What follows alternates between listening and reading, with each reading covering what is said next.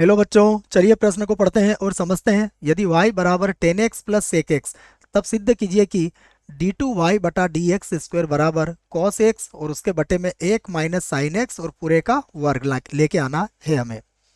प्रश्न को हल करने से पहले प्रश्न के लिए हम मुख्य अवधारणा लिख लेते हैं। तो प्रश्न की मुख्य अवधारणा, प्रश्न की मुख्य अवधारणा में हम इस बात को कहेंगे कि अवकलन के कुछ सूत्र हैं जिसका प्रयोग यहाँ पर किया जाएगा। उन सूत्रों को मैं यहाँ पर लिख देता हूँ। d बटा डी एक्स, सबसे पहले हमें याद होना चाहिए 10x। 10x का अवकलन होता है सेक स्क्वायर एक्स, और दूसरा d बटा D X sec X. Sec X का अवकलन होता है सेक एक्स और गुणा में होता है 10x। ये दो सूत्र हैं जिन्हें आप याद रखें। उसके बाद यहाँ पर हम गुणा का सूत्र भी लगाएंगे, उसे भी मैं यहाँ लिख देता हूँ। d बटा डी एक्स u गुणा v, ये होता है u dv बटा डी एक्स प्लस v, ये होगा du बटा डी एक्स। तो यह सूत्र है, इन्हीं का उपयोग हम इस प्रश्न में करेंगे। आइए प्रश्न में जो दिया है उसे लिख लेते हैं। तो हमें दिया हुआ है y बराबर 10x और प्लस लिखा हुआ है सेक एक्स। तो हम इसे समीकरण 1 बना लेते हैं और इसका अवकलन करते हैं x के सापेक्ष। इस बात को लिख भी देंगे हम कि x के सापेक्ष अवकलन करने पर ये हमने लिख भी दिया है इस बात को। इसका अवकलन कर देते हैं। तो y का होगा डी वाई बटा डी एक्स, ये हो जाएगा d बटा डी एक्स 10x, उसके बाद प्लस d बटा डी एक्स, ये होगा सेक एक्स। ये हमने अवकलन कर दिया। अब फिर से dy बटा डी एक्स लिखेंगे। तो dy बटा डी एक्स बराबर, देखिए 10x का अवकलन होगा सेक स्क्वायर एक्स, तो सेक स्क्वायर एक्स लिखेंगे। प्लस यहाँ पर हमारे पास सेक एक्स है और सेक एक्स का अवकलन होता है सेक एक्स 10x, तो यहाँ लिखेंगे सेक एक्स और गुणा में आ जाएगा 10x। यहाँ से हम सेक एक्स को दोनों में से कॉमन ले सकते हैं, तो हम कॉमन ले लेंगे। तो ये होगा डी वाई बटा डी एक्स बराबर होगा सेक एक्स, और अब यहाँ बच जाएगा सेक एक्स और यहाँ बच जाएगा 10x। तो यहाँ लिख लेंगे सेक एक्स प्लस होगा 10x। ये एक बार अवकलन हुआ है, हम एक बार और इसका अवकलन करेंगे। तो फिर इस बात को लिखेंगे हम कि पुनः x के सापेक्ष अवकलन करने पर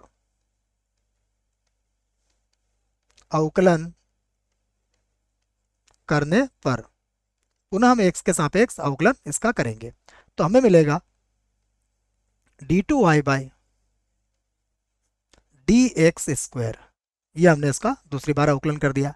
यहाँ पर फिर हम गुणा का सूत्र लगाएंगे। गुणा का सूत्र है सेक एक्स को छोड़ेंगे और d बटा डी एक्स होगा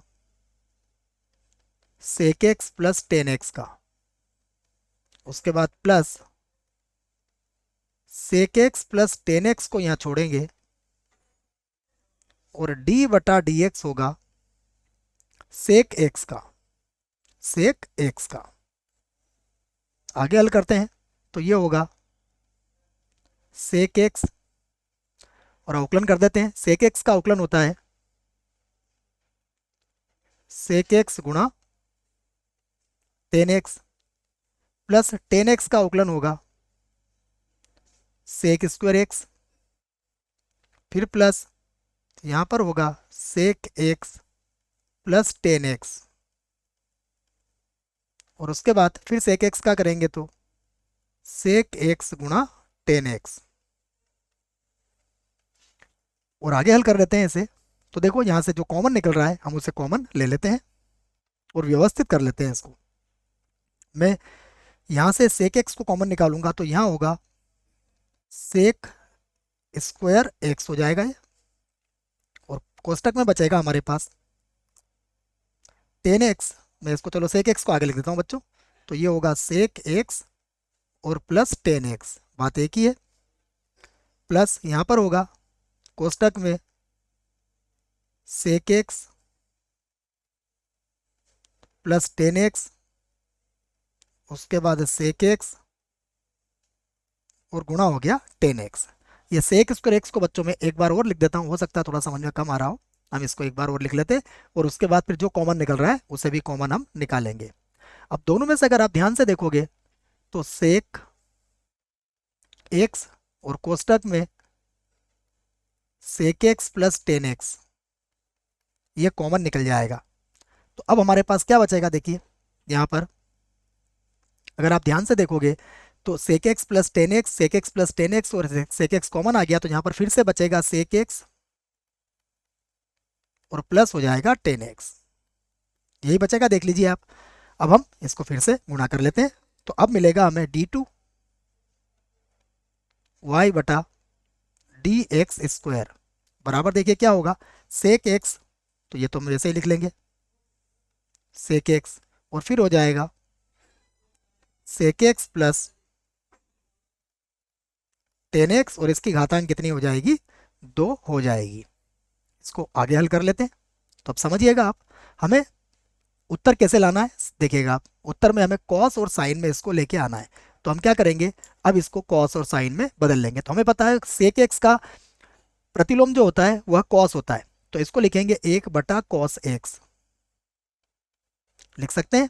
और यहां पर भी यही करेंगे, इसे लिखेंगे 1/cos x प्लस इसे लिखेंगे साइन एक्स, और बटे में इसके भी हो जाएगा cos x, और इसकी घातांक कितनी है, 2। आगे हल कर लेते हैं, ये होगा 1/cos x, और अगर आप इसका लघुत्तम लेंगे तो लघुत्तम वही आएगा cos x, तो ये बन जाएगा 1 प्लस साइन एक्स का वर्ग, और बटे में होगा cos स्क्वायर एक्स बन जाएगा।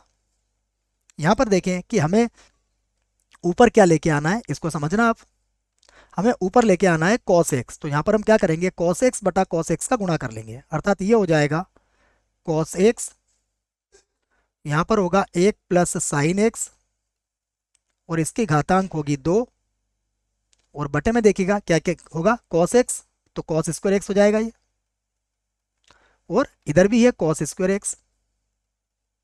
ये समझ में आ गया होगा आपको, cos x बटा cos x का मान कितना होगा, cos x बटा cos x, इसका मान तो 1 होगा, इसलिए हमने यह काम यहाँ पर कर लिया है। अब हमें पता है त्रिकोणमिति का सूत्र है कि cos स्क्वायर एक्स बराबर होता है 1 माइनस साइन स्क्वायर एक्स, इसी का प्रयोग यहाँ पर हम करेंगे। मैं लिख देता हूँ इस बात को, सबसे पहले cos x, उसके बाद कोष्टक में है 1 प्लस साइन एक्स का वर्ग, और ये जो cos स्क्वायर है इसे लिखेंगे 1 माइनस साइन स्क्वायर एक्स, इसे भी लिखेंगे 1 माइनस साइन स्क्वायर एक्स, और ये ए स्क्वायर माइनस बी स्क्वायर का सूत्र यहाँ पर लग जाएगा। सूत्र कौन सा लगेगा, ए का वर्ग माइनस बी का वर्ग बराबर क्या होता है, बराबर होता है ए माइनस बी, और उसके बाद ए प्लस बी होता है। तो इसकी सहायता से यह बनेगा d2 y बटा डी एक्स का वर्ग बराबर है cos x, कोष्टक में है 1 प्लस साइन एक्स और इसकी घातांक 2, और बटे में बन जाएगा 1 माइनस साइन एक्स, उसके बाद फिर 1 प्लस साइन एक्स, उसके बाद फिर बनेगा 1 माइनस साइन एक्स, और उसके बाद फिर बनेगा 1 प्लस साइन एक्स। अब आप खुद देखिए कि क्या कट जाएगा, यहाँ से 1 प्लस साइन एक्स की घातांक 2 है, तो यह इन दोनों से कट जाएगी। अब जो बचेगा उसे हम लिख लेते हैं, तो ये होगा d2y बटा डी एक्स स्क्वायर बराबर, यहाँ आ जाएगा cos x, और 1 माइनस साइन एक्स और 1 माइनस साइन एक्स को गुणा करोगे तो ये होगा 1 माइनस साइन एक्स, और इसकी घातांक हो जाएगी 2। यही हमें सिद्ध करना था, यहां पर हम लिख सकते हैं सिद्ध सिद्ध हुआ। आशा करता हूं बच्चों आपको इस प्रश्न का उत्तर समझ में आया होगा। धन्यवाद।